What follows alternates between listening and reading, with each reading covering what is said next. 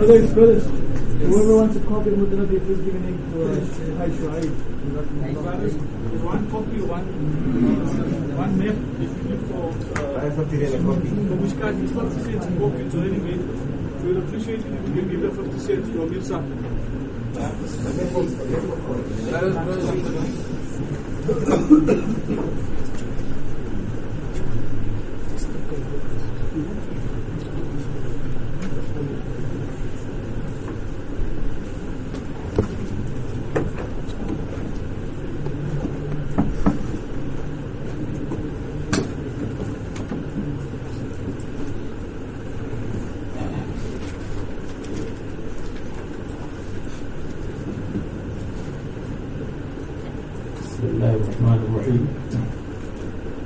اللهم صل على محمد وآله وأصحابه صلى الله عليه وسلم. چلیے یہاں سے پڑھو. ما جعل الله لرجل من قلبين في جوفه كما جعل أزواجكم اللائي.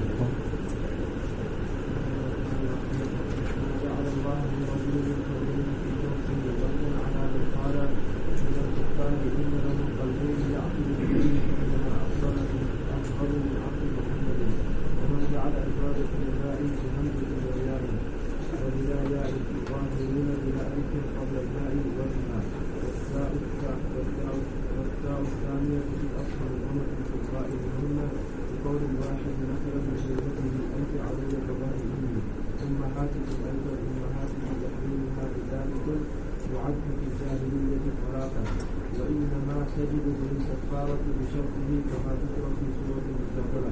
وما جعل أدعياءكم جمع داعي وهو من يدعى يدين أخيه إذا له أبناءكم حقيقة ذلك قولكم بأفواهكم أي اليهود والمنافقين.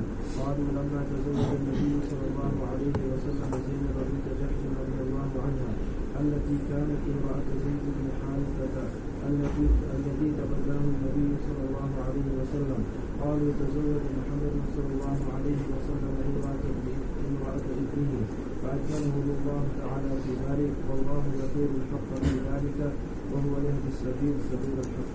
اچھا، اللہ تعالیٰ نے ایک آدمی کے سینے میں دو دل نہیں رکھے، اسی طرح اللہ تعالیٰ نے ایک عورت کو ماں اور بیوی نہیں بنایا. ماں ہے تو بیوی نہیں ہے. اللہ تعالیٰ نے آدمی کے لیے دو باپ نہیں بنائے، ایک حقیقی باپ ہوگا، ایک مجازی باپ ہوگا. اسی طرح اللہ تعالیٰ نے آدمی کو ابن اور متبنہ نہیں بنایا. ابن ہوگا تو متبنہ نہیں ہے، متبنہ ہے تو ابن نہیں. فرماتے ہیں وما جعل ازواجکم اللائي تظاہرون منہن، اور اللہ تعالیٰ نے نہیں بنایا ہے تمہاری بیویوں کو اللائي بحمزۃ و یاء و بلا یاء اللائي تظاہرون منہن بلا الف قبل الہاء یعنی تظہرون بلا الف قبل الہاء تظہرون وبها وبالالف تظاہرون والتاء الثانیہ اور دوسری تا تظاہرون میں تتظاہرون ہے تو تا کو ضاد کر دیا تو تظاہرون ادغام ہو گیا تو تظاہرون یا تظاہرون ہو گیا. یہ اصل میں مدغم ہے ضا میں، تو مصنف نے تظاہرون کو ذکر کیا اور تظاہرون کی قرات کو حذف کر دیا. وہ قرات کی ہے جیسے معلوم ہے منہن ان میں سے. بقول الواحد مثلا لزوجته، جیسے ایک آدمی بیوی سے کہے کہ انت علی کظہر امی، تو اس کو حقیقی ماں کی طرح سمجھتے تھے. امہاتکم، ان کو تمہاری مائیں نہیں بنایا، کل امہات کی تحریمها بذالک، اماؤں کی تحریم میں بذالک اس قول سے کہ انت علی کظہر امی، اس کی وجہ سے حرام نہیں ہوئی. المعد فی الجاہلیت طلاقا، جس کو جاہلیت میں طلاق شمار کیا جاتا تھا. تو اگر اس میں طلاق کی نیت کرے طلاق ہو جائے گی، اگر اس میں زہار کی نیت کرے تو زہار کی نیت، اگر اس میں احترام کی نیت کرے تو کچھ بھی نہیں ہوگا. سورہ مجادلہ میں اس کی تشریح آئے گی انشاءاللہ. وَإِنَّمَا تَجِبُ بِهِ الْكَفَّارَةُ بِشَرْطٍ، اس پر کفارہ لازم ہوگا، جو کفارہ کی شرط ہے جب طلاق کی نیت نہ کرے. سورہ مجادلہ میں اس کا ذکر ہے. وَمَا جَعَلَ أَدْعِيَاءَكُمْ أَبْنَاءَكُمْ، اور اللہ تعالیٰ نے تمہارے لے پالک اور متبناؤں کو نہیں بنایا ہے ابناءکم حقیقی بیٹے. ادعیاء جمع دعی، وهو من يدعى لغیر ابیہ، جو منسوب کیا جائے غیر باپ کی طرف. ابنا لہ، تو اس کو ابن نہیں بنایا. وما جعل ادعیاءکم، تو ان کو ادعیاءکم جب وهو من يدعى لغیر ابیہ ابنا لہ، جو من بلایا جاتا ہے غیر باپ کو کہ یہ تو اس کا بیٹا ہے، بیٹا نہیں ہے اس کو بیٹا کہا جاتا ہے. ابناءکم حقیقتا، وہ حقیقت میں تمہارے بیٹے نہیں ہیں. ذالکم قولکم بافواہکم، یہ تمہارا قول ہے بافواہکم، تمہاری زبانوں سے، تمہاری منہ سے. یعنی ھذا ابنی قول بالفم لیس تحتہ حقیقت، اس کی نیچے حقیقت نہیں ہے بلکہ خامخواہ کہتے ہیں. ہاں اگر کسی کو ابن کہا جائے شفقتاً تو یہ جائز ہے. ابن اور یا بنیہ شفقتاً جائز ہے. جیسے رسول اللہ صلی اللہ علیہ وسلم ابن عباس کو یا بنیہ فرماتے تھے، یا دوسرے حضرات کی بھی مذکور ہے. یعنی یہود اور منافقین، انہوں نے کہا جب رسول اللہ صلی اللہ علیہ وسلم نے زینب بنت جحش کے ساتھ نکاح کیا، التی کانت امرأۃ زید بن حارثہ، زید بن حارثہ کی بیوی تھی. الذی تبناہ النبی صلی اللہ علیہ وسلم، زید بن حارثہ کا لمبا قصہ ہے، اس میں تبلیغ نصاب میں بھی ہے اور حیات الصحابہ میں بھی ہے کہ زید بن حارثہ بچپن میں غصب کیے گئے تھے اور پھر بیچے گئے تھے. حکیم ابن حزام نے خریدا اور اپنی پھوپھی حضرت خدیجہ کو دے دیا، اور حضرت خدیجہ نے زید ابن حارثہ رسول اللہ صلی اللہ علیہ وسلم کو دے دیا. تو ان کے باپ اور چچا کو پتہ چلا، وہ لینے کے لیے آئے کہ آپ ہمارے ساتھ چلیں. رسول اللہ صلی اللہ علیہ وسلم نے فرمایا بے شک ان کو لے جائیے اگر جانا چاہتے ہیں. انہوں نے انکار کیا کہ میں نہیں جاؤں گا. رسول اللہ صلی اللہ علیہ وسلم نے اس قربانی کی وجہ سے کہ انہوں نے غلامی کو اختیار کیا اور حریت کو چھوڑ دیا، ان کو اپنا متبنہ بنایا. لوگ ان کو زید ابن محمد صلی اللہ علیہ وسلم کہا کرتے تھے. جب یہ آیات نازل ہوئی کہ ان کو باپ کی طرف منسوب کرو تو پھر ان کو زید ابن حارثہ کہا گیا. جب ان کی نسبت رسول اللہ صلی اللہ علیہ وسلم سے پھٹ گئی تو اللہ تعالیٰ نے ان کی نسبت قرآن کریم کے ساتھ قائم کر دی. فلما قضى زید منها وطرا، اس لیے کسی صحابی کا ذکر نام قرآن کریم میں نہیں ہے سوائے زید کے رضی اللہ عنہ. الذی تبناہ النبی صلی اللہ علیہ وسلم، اور لمبا قصہ ہے، آپ وہاں پڑھ لیں، بہت مزیدار. قالوا تزوج محمد امرأة ابی ابنہ، پھر رسول اللہ صلی اللہ علیہ وسلم نے دوسرا کام یہ کیا کہ زید ابن حارثہ کا نکاح حضرت زینب بنت جحش اپنی پھوپھی کی لڑکی سے کرایا. تو نکاح ہو گیا، لیکن حضرت زینب اور زید ابن حارثہ دونوں کے درمیان باوجود اس کے کہ پہلے حرف میں اشتراک تھا لیکن مزاج کا اشتراک پیدا نہیں ہو سکا، اور ہمیشہ حضرت زید ابن حارثہ شکایت کرتے تھے.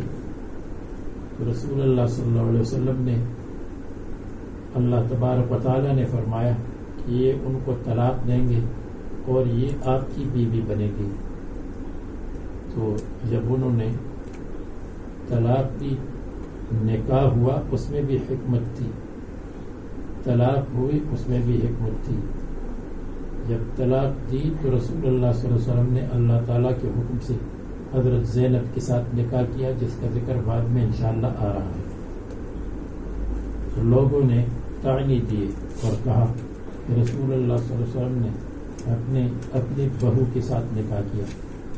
تو اللہ تعالیٰ نے فرمایا متبنہ کی بیوی ابن کی بیوی نہیں ہے، آسمان و زمین کا فرق ہے. فَأَكْذَبَهُمُ اللَّهُ فِي ذَلِكَ، اللہ تبارک و تعالیٰ نے ان کو اس میں جھٹلایا.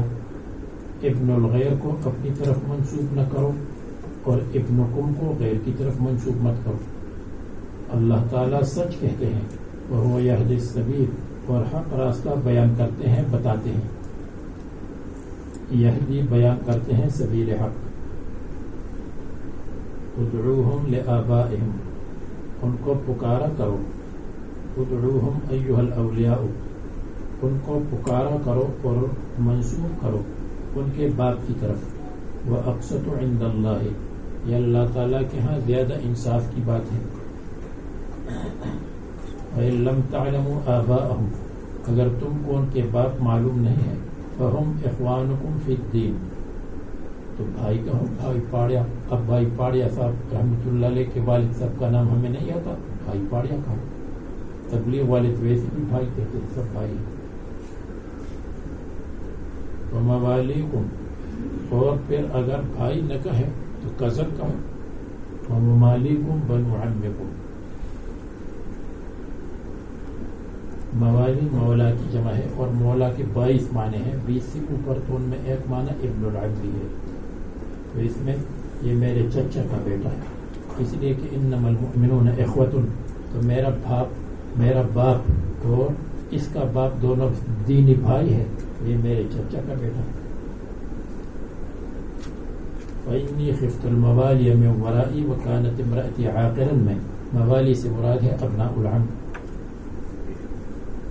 فلو كان مولاي امرؤ هو غيره لفرج همي او لانذرني غدي او لانذرني غدي، اگر میرے اور چچا زاد بھائی ہوتے تو میرے غم کو دور کرتے اور میری مدد کرتے، لیکن تم بڑے نکمے ہو. طرفہ کا شاعر.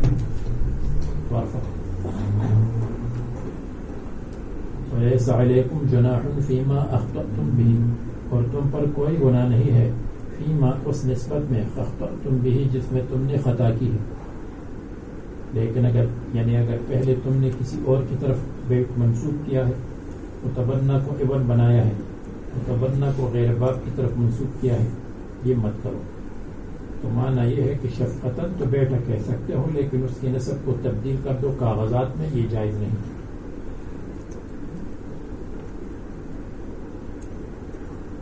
جس وقت اس کا تعارف لکھتے ہو تو اس وقت اس کے باپ کا نام لکھو.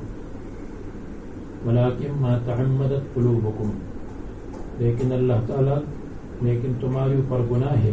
فِيمَا تَعَمَّدَتْ قُلُوبُكُمْ بِهِ، اس گناہ میں تعمدت قلوبکم کہ قصداً تمہارے دلوں نے کیا ہے، فیہ اس گناہ میں حصہ لیا ہے.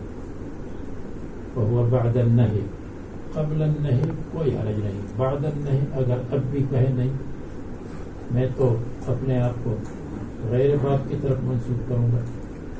جیسے بعض لوگوں کے باپ اور ماں کے درمیان تفریق ہو جاتی ہے، طلاق ہو جاتی ہے، پھر اس کی تربیت غیر باپ کرتا ہے، تو وہ خواہ مخواہ اپنے آپ کو غیر باپ کی طرف منسوب کرتا ہے. حالانکہ جو اصل باپ ہے اس کی طرف منسوب کرنا ضروری ہے.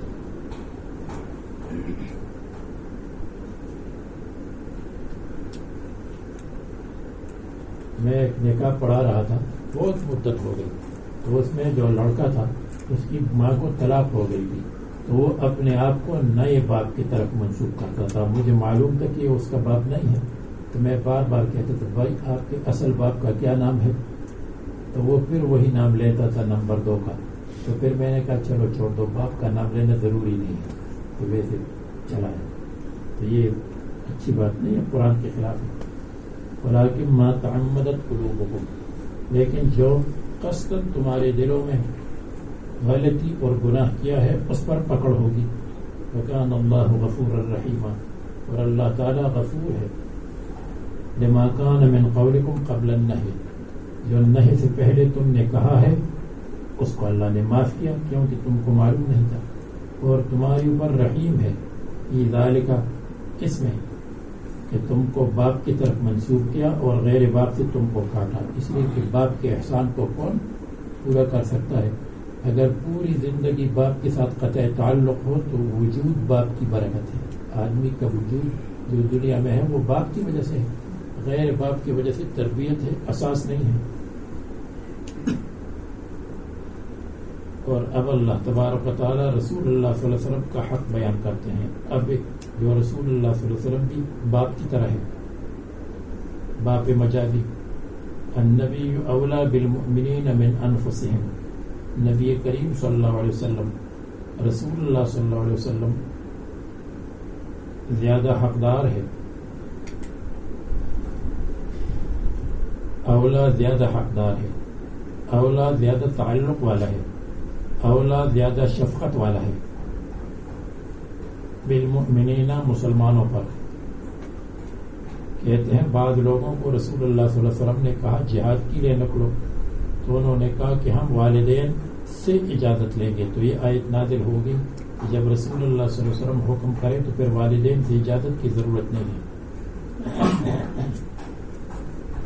النبی اولا بالمؤمنین، بعض بریلوی اس سے استدلال کرتے ہیں، کہتے ہیں نبی اقرب ہے مسلمانوں کو ان کے نفسوں میں سے نبی زیادہ اقرب ہے، اور اقرب کا مطلب اعلم ہے، جب زیادہ قریب ہے تو زیادہ جانتا ہے، اس لیے رسول اللہ صلی اللہ علیہ وسلم عالم الغیب ہے۔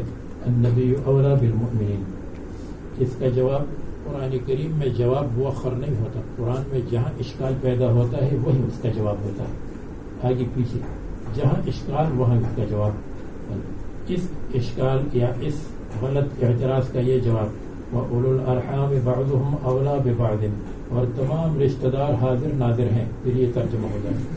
اگر اس کا یہ معنی ہو النبی اولا بالمؤمنین، رسول اللہ صلی اللہ علیہ وسلم حاضر ناظر ہیں مسلمانوں کو، تو بعد میں وَأُولُو الْأَرْحَامِ بَعْضُهُمْ أَوْلَىٰ بِبَعْضٍ، ذوی الارحام بھی بعض کو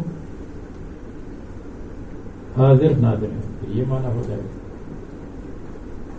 ایک یہاں کے طالب علم ملیشیا ایمبیسی میں گئے تھے، وہاں میلاد اور جلسہ سیرت النبی کا جلسہ تھا، اس میں بریلوی بھی آئے تھے اور وہ بھی تھے، تو انہوں نے تقریر کی، اور تقریر میں النبی اولا بالمؤمنین من انفسہم، اس کو بھی بیان کیا کہ رسول اللہ صلی اللہ علیہ وسلم کا حق ہم پر زیادہ ہے، تو بریلوی نے اعتراض کیا کہ آپ نے اصل ترجمہ تو کیا نہیں، اولا کا مطلب اقرب اور اقرب کا مطلب حاضر ناظر ہے۔ اس نے کہا مجھے تو اس کا جواب نہیں آیا، مجھ سے پوچھا تو میں نے کہا اس کا جواب بعد میں ہے، لیکن آپ نے آگے پڑھا نہیں، تو اولو الارحام بعضهم اولا ببعض، اس میں اس کا جواب آ گیا، تو سارے رشتہ دار حاضر ناظر ہو جائیں گے۔ اگر اس کا کوئی قائل ہو تو بتا دیں۔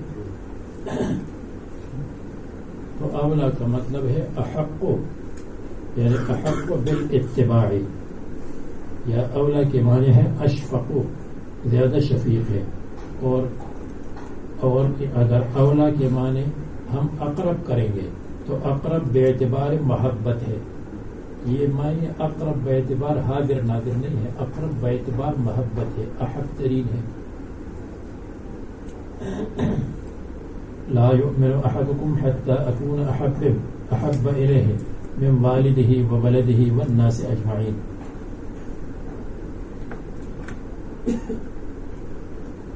تو من انفسهم فيما دعاهم الیہ، جس چیز کی طرف رسول اللہ صلی اللہ علیہ وسلم دعوت دیتے ہیں، ودعتهم انفسهم الى خلافه، اور نفس دعوت دیتا ہے الى خلافه، اس کے خلاف کی طرف، نفس کہتا ہے یہ کام کرو، رسول اللہ صلی اللہ علیہ وسلم فرماتے ہیں دوسرا کام کرو، تو دوسرا کام کرو اور نفس والا مت کرو۔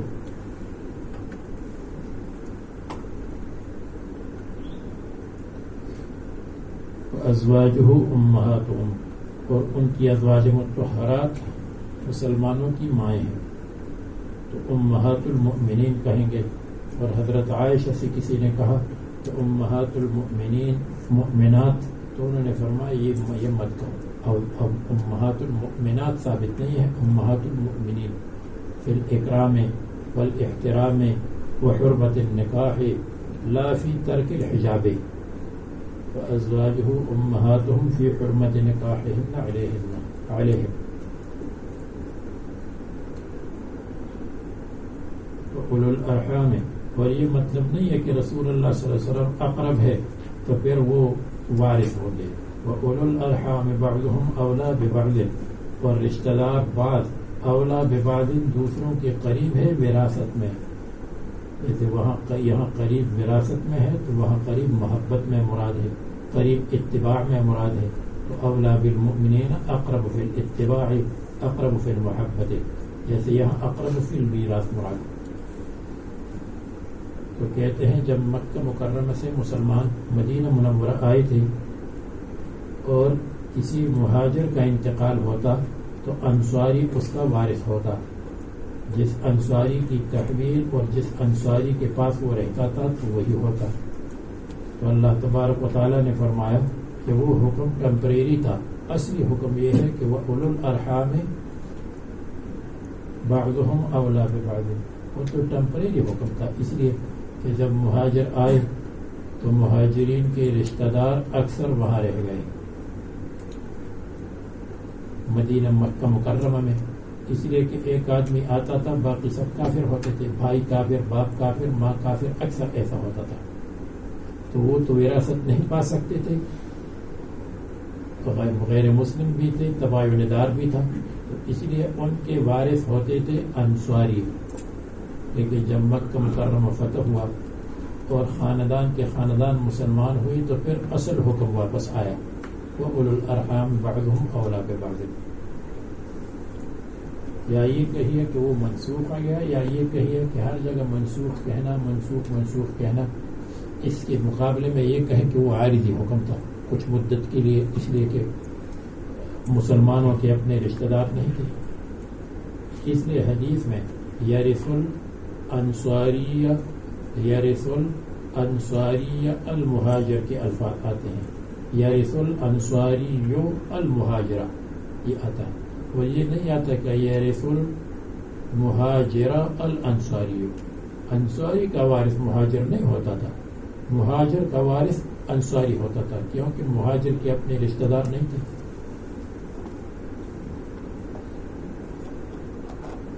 اور فی کتاب اللہ, یہ اللہ تعالیٰ کا اصلی حکم لوح محفوظ میں یہی حکم ہے, یہ دوسرا حکم عارضی کا. اور من المؤمنین, اور یہ رشتہ دار اولا ہے من المؤمنین دوسرے مسلمانوں کے مقابلے میں, والمہاجرین اور دوسرے مہاجرین کے مقابلے میں. مہاجرین کے مقابلے میں, مؤمنین کے مقابلے میں ان کے رشتہ دار زیادہ مناسب ہے اور وارث ہے. تو یہ من المؤمنین اولا کے لیے ساتھ لگ گیا, یا من المؤمنین والمہاجرین اولو الارحام کا بیان ہے. وَأُولُو الْأَرْحَامِ, اور رشتہ دار خواہ رشتہ دار مؤمنین ہو یا مہاجرین ہو, یعنی خاص ذکر الخاص بعد العام, کیونکہ مؤمنین مہاجرین کو شامل ہیں. مہاجرین کی تخصیص کمالی درجے کی وجہ سے, اس لیے کہ مہاجرین کا درجہ اونچا ہے انصار کے مقابلے میں. خلفاء اربعہ مہاجرین میں ہے, انصار میں نہیں ہے. خلافت مہاجرین میں تھی, انصار میں نہیں. اور جب انصار نے کہا کہ ہم بھی حاکم ہوں گے, آپ بھی حاکم ہوں گے, تو حضرت ابوبکر نے فرمایا کہ نحن الامراء وانتم الوزراء, آپ مشیر ہوں گے, وزیر ہوں گے, اور ہم امیر ہوں گے. کہ من الارث بالایمان, یعنی ایمان کی وجہ سے وراثت, والہجرت, اور ہجرت کے سے, یعنی ہجرت کی وجہ سے میراث نہیں, ایمان کی وجہ سے میراث نہیں, وراثت قرابت اور رشتہ داری کی وجہ سے ہے. تو اس آیت کریمہ میں بتایا کہ نبی باپ کی طرح ہے, لیکن وراثت کا تعلق نسب سے ہے, نبی کی ابوت سے نہیں ہے.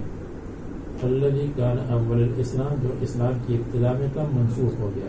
کیا جو طریقہ میں نے بتایا تو اس میں منسوخ ہونے کی ضرورت نہیں. الا ان تفعلوا الى اولیائکم معروفا, لیکن یہ الا مستثنی منقطع تفعلوا الی اولیائکم اگر تم کرتے ہو یعنی تمہارا کرنا الی اولیائکم اپنے دوستوں کے ساتھ معروفاً احسان یہ جائز ہے لیکن فعلکم الی اولیائکم معروفاً جائز لیکن تمہارا کرنا الی اولیائکم اپنے اولیاء کے ساتھ اور اولیاء کے معنی دوست احباب جن کے ساتھ تم نے عقد موالات کیا ہے دوستی کی ہے اور معروفاً کے معنی احسان ہبہ ہدیہ وصیت یہ جائز ہے تو وہ یہاں اولیاء اولو الارحام کے مقابلے میں آیا تو اولیاء سے مراد رشتہ دار نہیں بلکہ دوست و احباب یا وہ رشتہ دار جو غیر وارث ہوں کان ذالک فی الکتاب مستورا کان ذالک ہے یہ بات کہ قریبی رشتہ دار وارث ہوں گے اور دوست و احباب اور مہاجرین نہیں ہوں گے فی الکتاب لوح محفوظ میں مستورا لکھا ہوا ہے یہ پکی بات ہے کان ذالک اے نسب الارث بالایمان والہجرت بارث ذوی الارحام کہ وہ منسوخ ہے اور ذوی الارحام کی میراث ان کے لیے ناسخ ہے یا کان ذالک آسان کر دو کہ یہ رشتہ داروں کا وارث بننا بالکتاب مذکورہ وہ ارید بالکتاب دونوں جگہوں میں جو کتاب کا لفظ آیا ہے لوح محفوظ مراد ہے اور اب فرماتے ہیں کہ نبی شفیق بھی ہے نبی اقرب بھی ہے نبی احق بالاتباع بھی ہے اور نبی داعی بھی ہے کیا فرمایا وَإِذْ أَخَذْنَا مِنَ النَّبِيِّينَ اور جب ہم نے لیا تھا نبیین سے انبیاء علیہ السلام سے میثاقہم ان کا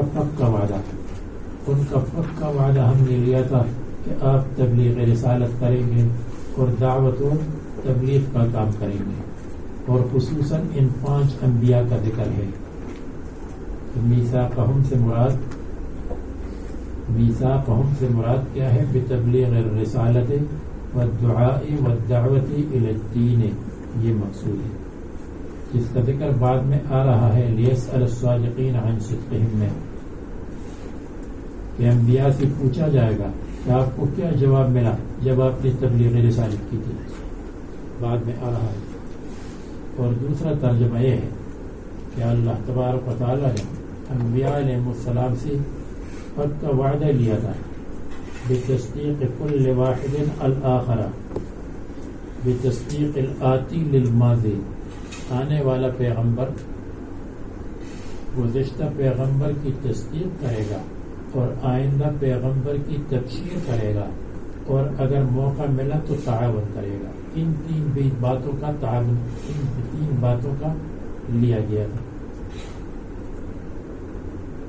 ما قبل والوں کی تصدیق ما بعد والوں کی تبشیر اور بشارت اور ایک دوسرے میں کے ساتھ تعاون وَإِذْ أَخَذَ اللَّهُ مِيثَاقَ النَّبِيِّينَ لَمَا آتَيْتُكُم مِّن كِتَابٍ وَحِكْمَةٍ ثُمَّ جَاءَكُمْ رَسُولٌ مُصَدِّقٌ لِّمَا مَعَكُمْ لَتُؤْمِنُنَّ بِهِ وَلَتَنصُرُنَّهُ انہوں نے کہا اس پر اقرار کیا انہوں نے کہا بلا ہم نے یہ اقرار کیا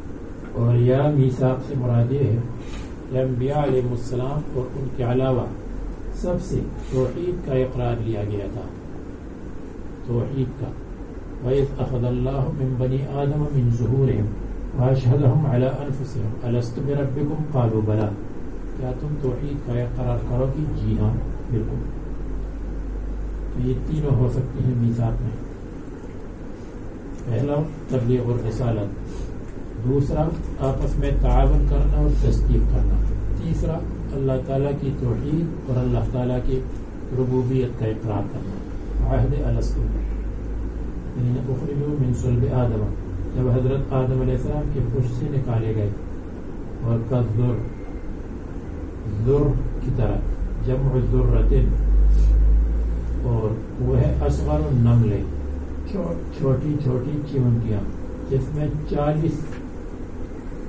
چیونٹیاں مچھر کے ایک پر کے برابر 40 منها تساوی جناح بعوضۃ کما فی الحاشیہ.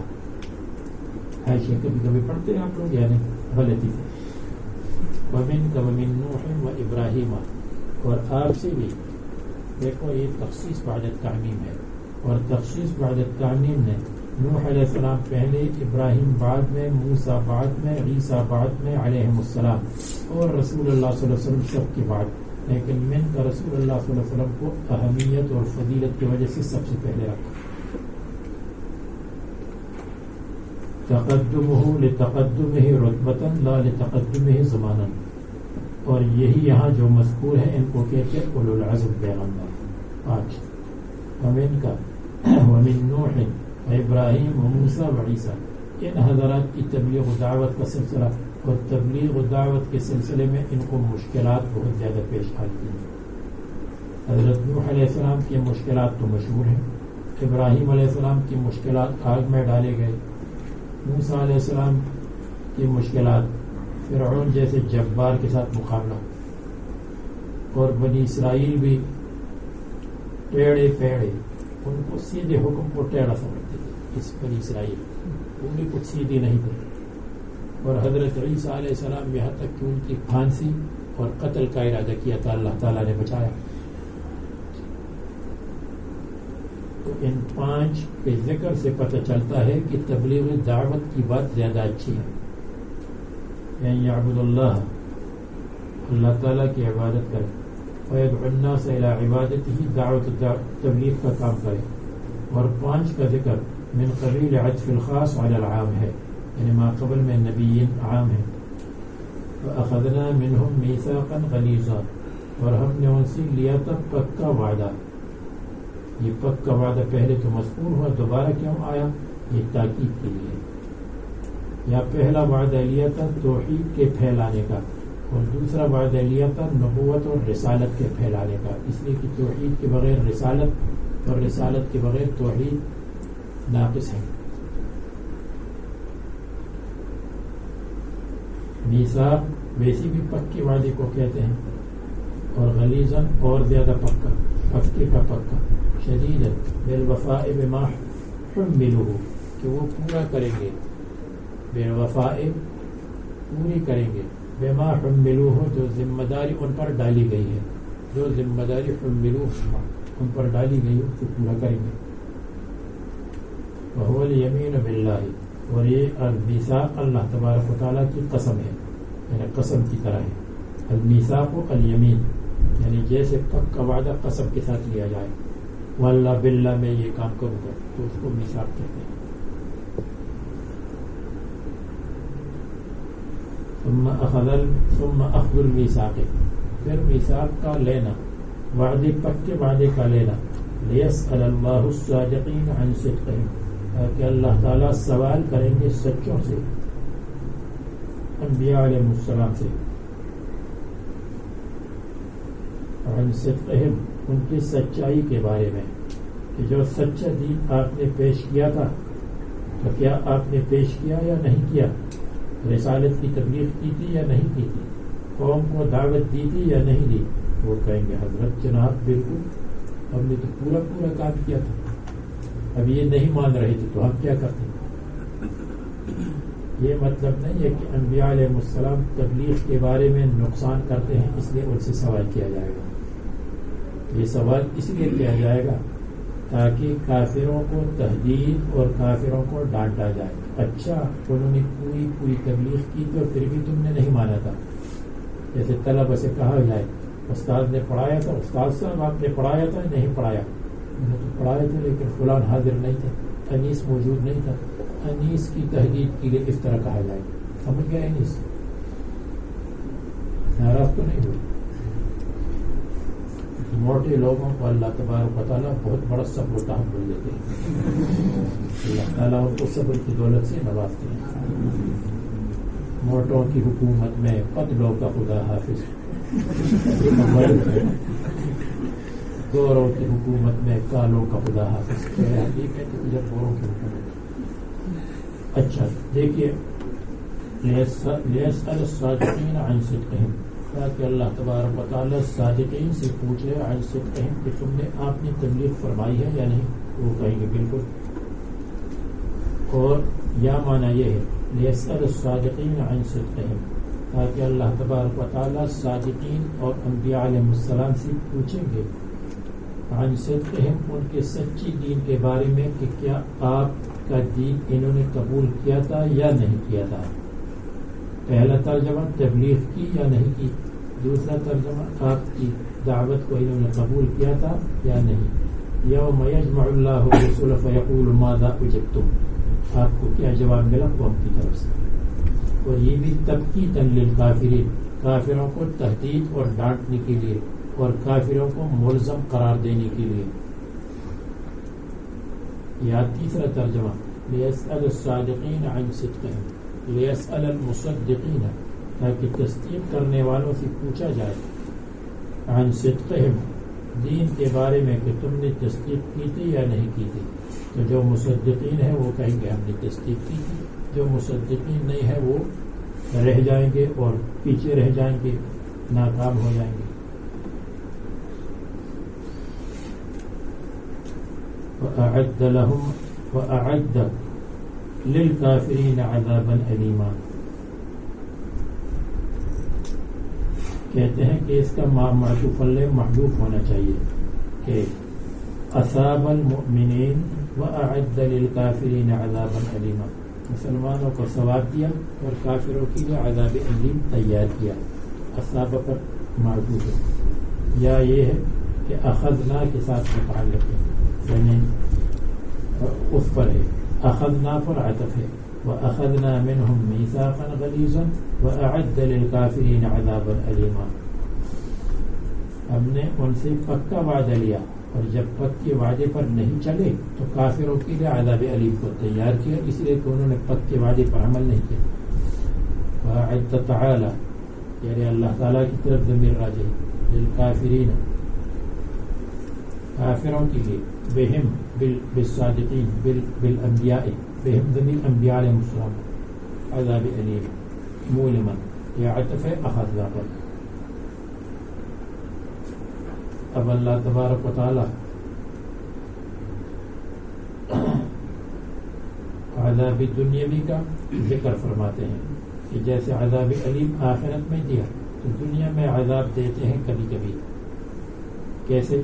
غزوہ احزاب میں، غزوہ خندق میں جب 12,000 کفار جمع ہوئے اور اس میں غطفان والی بھی تھی، 1000 آدمی آئے عیین ابن حسن کے معاونت میں اور قیادت میں، اور اس میں نجد کے لوگ بھی آئے، اور اس میں منافق بنی نذیر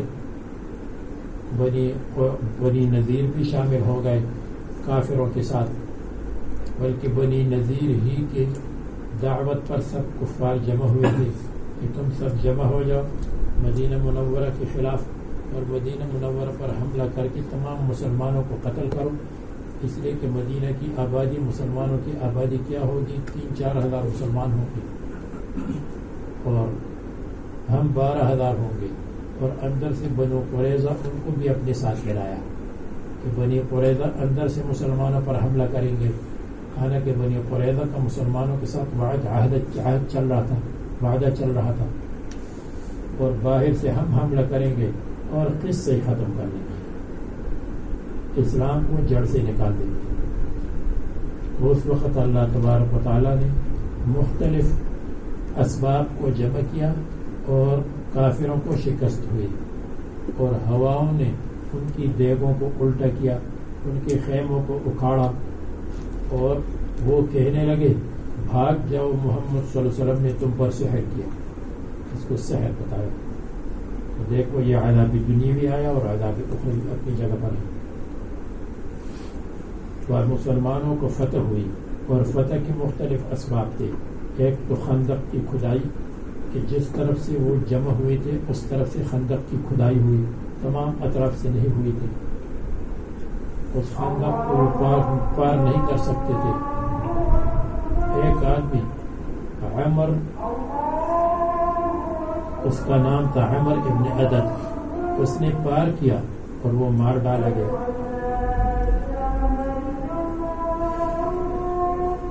اور دوسری ریح ہوا نے ان کی تمام چیزوں کو اکھاڑا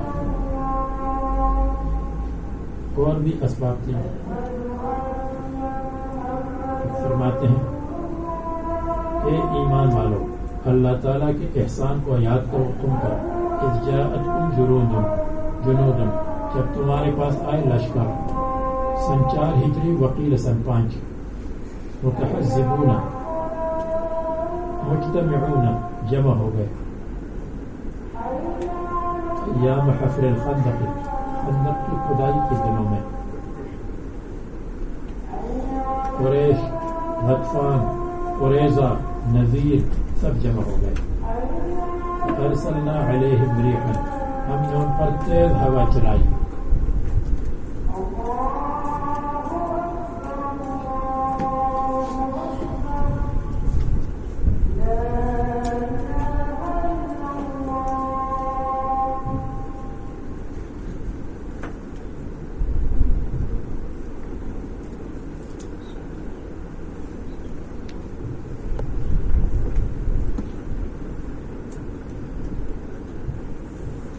اور ہم نے ان کے اوپر بھیجا ہوا و جنودن اور ہم نے اوپر لشکروں کو بھیجا. 1000 فرشتے آئے تھے ان کے دلوں میں روٹ ڈالنے کے لیے, لڑنے کے لیے نہیں. لڑنے کے لیے تو ایک بھی کافی تھا. تو فرشتوں کا کام یہ تھا کہ ان کے دلوں میں روٹ ڈالتے تھے. لم تروہا جن کو تم نہیں دیکھتے تھے فرشتے. اور اللہ تعالیٰ تمہارے اعمال پر بصیر بینا اور دانا ہے. من تعملون من حفر الخندق بالیاء من تحزیب المشرکین کہ مشرکین نے جماعتوں کو جمع کیا تمہارے خلاف. تحزیب تجمیع المشرکین. اذ جاءوکم من فوقکم جب وہ آپ کے پاس آئے تھے. من فوقکم اوپر سے. ومن اسفل منکم اور نیچے کی طرف سے. یا ہر طرف سے آنا مراد ہے. یا من فوقکم یعنی من اعلی الوادی المشرقی جو مشرق کی طرف وادی ہے اس کی اوپر سے. ومن اسفل منکم اور نیچے سے مغرب کی طرف سے. من اعلی الوادی و اسفلی من المشرق والمغربی. ایک وادی اوپر ہے ایک نیچے. وَإِذْ زَاغَتِ الْأَبْصَارُ اور جبکہ پھرنے لگی آنکھیں یعنی ہر طرف سے آنکھیں پھر گئی اور صرف متوجہ ہو گئی اعلیٰ پر. یا زاغت الابصار ایک معنی مالت عن کل شیء ہر چیز سے آنکھیں مائل ہو گئیں اور پھرنے لگی الی عدوها دشمن کی طرف. یا اذ زاغت الابصار عن سننها عن طریقها اور آنکھیں پھرنے لگی اپنی طریقے سے یعنی آنکھیں جب اطمینان کی حالت میں ہوتی ہیں تو وہ پھر گئی اور آنکھیں اس طرح دیکھنے لگی جیسے قریب الموت کسی کی طرف دیکھ رہا ہو. تو آنکھیں کیا ہو گئی یا آنکھیں ہٹ گئیں دشمن کی طرف اور یا آنکھیں اٹھ گئی اور اپنے طریقے سے مخالف ہو گئی. جس طریقے پر آنکھیں ہوتی ہیں تو آنکھوں کی نظر دوسری طرف ہو گئی بدل گئی یا اٹھ گئی یا پھرنے لگی. وبلغت القلوب الحناجر اور دل پہنچ گئے الحناجر گلی تک. حناجر حجرۃ وہی منتہى الحلقوم اور یہ حلق کی انتہا ہے شدت خوف کی وجہ سے. خوف کی وجہ سے ایسا ہے جیسے دل اندر نہ رہے دل باہر آ رہے ہیں. جیسے آدمی بہت خوف کی جگہ میں ہو تو خوف کی جگہ میں ایسا لگتا ہے جیسے دل اندر نہیں ہے یہاں اڑ رہا ہے اوپر کی طرف اڑ رہا ہے. ہم جب دلی میں گئے تھے اور اس پر چڑھ گئے وہ جامع مسجد کی مینار پر. اس وقت بند نہیں تھا آخر پر تو ایسا لگ رہا تھا مجھے ایسا محسوس ہو رہا تھا جیسے میرے سینے میں دل ہو ہی نہیں. بار بار میں دیکھتا کہ دل ہے تو اس کو کہتے ہیں بلغت القلوب الحناجر.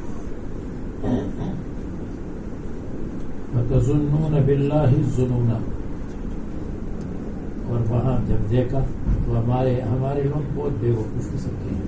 تو مضبوط اس سے جو پتھر کو کاٹنے کا آلہ ہوتا ہے اس سے کسی نے لکھا تھا اپنا پتہ ضلع مردان فلان فلان، وہ پکا لکھا ہوا تھا، وہ پتھر لوہے کے ساتھ لکھا تھا کہ قیامت تک قائم ہے. فرماتے ہیں کہ وبلغت القلوب الحناجر منتهى الحلقوم من شدت الخوف وتظنون بالله الظنون، اور تم گمان کرتے تھے اللہ تعالیٰ پر مختلف گمان، یعنی مسلمانوں کا گمان اور تھا کہ مدد آ جائے گی، اور منافقین کا گمان اور تھا کہ یہ فارس اور کسرا کی باتیں کر رہے ہیں.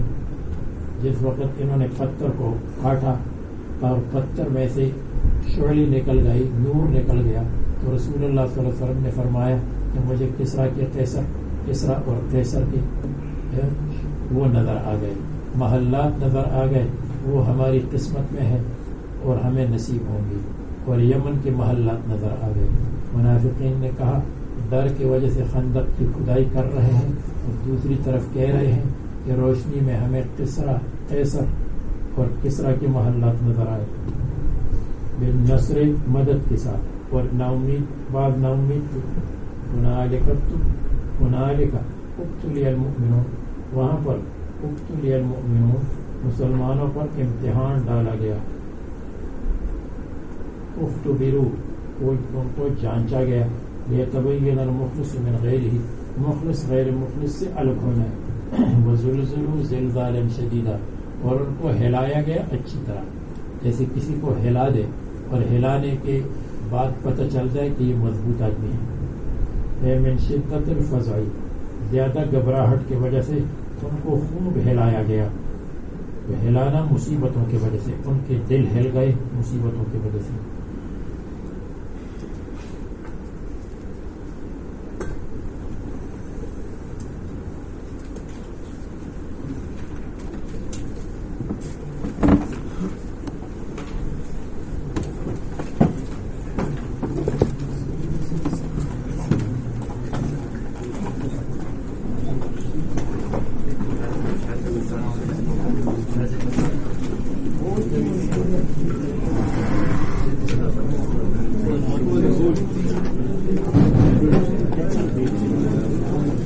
Not the big